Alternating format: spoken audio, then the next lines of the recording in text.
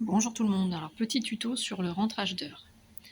Quand vous avez des arrêts maladie, des absences ou des CP, vous devez les noter comme ça.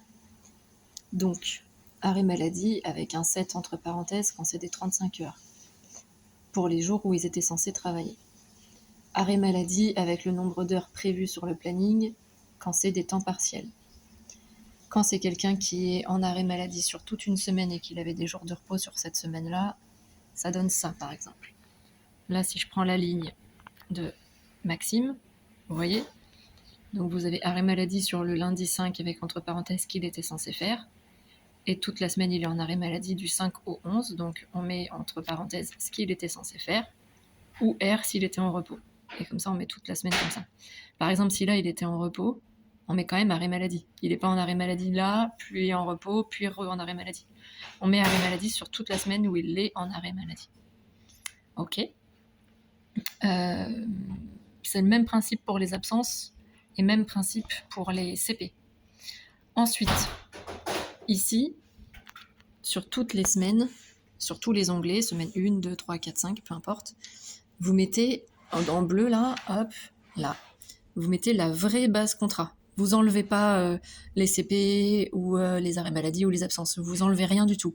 Vous mettez la vraie base contrat, la plus haute, entière. Et ici, dans cette colonne-là, vous mettez tout ce qui va s'enlever de la base contrat. Donc les arrêts maladie, les CP, tout.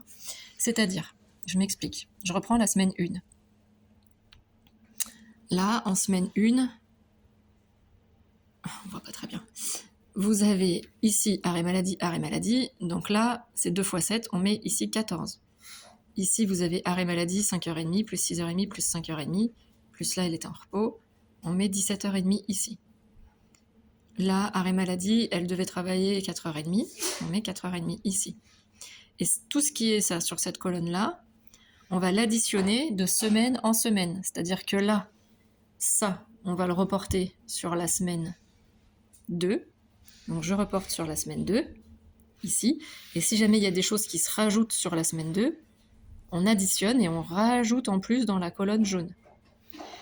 Etc. de semaine en semaine. Donc de semaine en semaine, on additionne toutes les absences, les arrêts maladie ou les CP. Et ici, on se retrouve sur la dernière semaine, sur la semaine 5. On se retrouve avec le total final dans la colonne jaune des absences ou des maladies ou des CP. Donc, on met bien la bonne base contrat, 151,67 pour un 35 heures. Et à ça, on enlève les CP, les absences, les arrêts. Là, d'ailleurs, il manque des CP. Ensuite, faites bien attention à vos bases contrats. Là, par exemple, ici, c'était pas 69,33, ou je sais plus, il y en avait un où c'était écrit 30 au lieu de 33, ou là, c'était écrit 6 au lieu de 66, enfin, je sais plus. Mais mettez bien les bonnes bases contrats. Vous faites bien x 4, 33. Par exemple, si je prends 18 heures par semaine, donc 18 x 4, après on met 3, 3, et là, ça fait 77,99. On n'arrondit pas, quoi. Donc là, c'est 77,99. Si là, à la place du 4, ça avait été un 6, on arrondit. Mais par exemple, je sais pas, je vous fais un tuto. Je parle à Yoann. Si là, on fait un 10 heures par semaine, donc x 4, 33, c'est 43, 33. On laisse bien 43, 33. On n'arrondit pas. Voilà, qu'est-ce que j'ai de plus à vous expliquer?